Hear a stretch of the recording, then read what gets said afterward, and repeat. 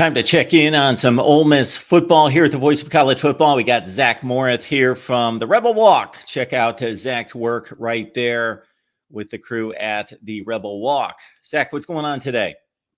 Not much, Mark. Just, ready to talk about the Rebs here. Absolutely. And, it hit me the other day. Okay, August camp's going to be here before we know it. SEC Media Days just about 2 months away, and then right into camp. So wanted to get your take on some of the top position battles, some of the things that need to be sorted out in August. Yeah, absolutely, Mark. So the first thing I want to talk about is just the running back room because Ole Miss got quite a few transfers. As everyone knows, Quinshon Judkins left for Ohio State. So everyone was kind of panicking, like who's going to be running back one. But, their running back two from last year, Ulysses Bentley, did return.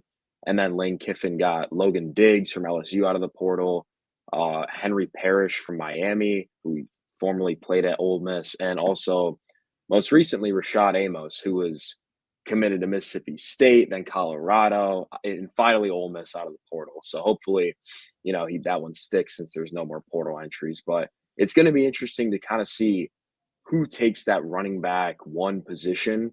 I think Amos certainly fits the role. He rushed for over 1,000 yards last year and also over 200 carries.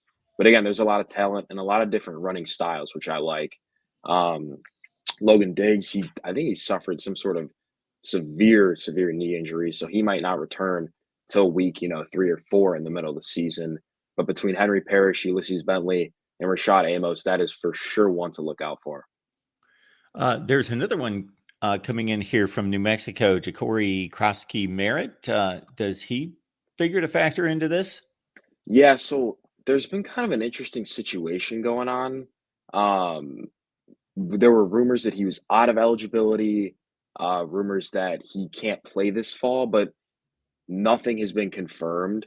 So I'm just waiting to see what happens there. But I do think Ole Miss picking up Rashad Amos like a couple days ago is kind of a sign that things aren't looking great.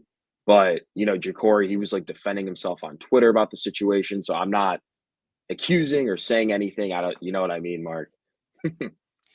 Zach, are there any other position battles to keep an eye on? I would say the wide receiver room, it's not necessarily a battle, but there's a lot of talent. So it's kind of, who's going to fit, who's going to play slot, who's going to start one. Obviously, you would think that'd be Trey Harris from last year, along with Jordan Watkins. They both caught over 50 passes and combined for about 1,500 receiving yards. And those have been kind of the leaders of this team. But again, you get the number one junior college player in Deion Smith, who used to play at LSU. You get Juice Wells from South Carolina, who, as everyone knows, had a phenomenal season in 2022, got injured in 2023. And Juice was also injured this spring. So, can you get Juice healthy, and where does he fit in that rotation? Another player I'd like to point out is Aiden Williams, who will be an incoming sophomore. He's 6'3", big body, and just a freak athlete. I think he's going to fit. He could honestly play anywhere in that wide receiving core. But again, there's a lot of names. So, just kind of figuring out who's Jackson Dart going to get the ball to most consistently. But as I said, I think that starts with Trey Harris and again Jordan Watkins. And as we've talked about, two of the best catches I've seen in the past season that were just Exactly. ridiculous in, I believe, back-to-back weeks Yes. out of this receiving core. Yeah. Zach, appreciate you being here. You can catch Zach's work at the Rebel Walk.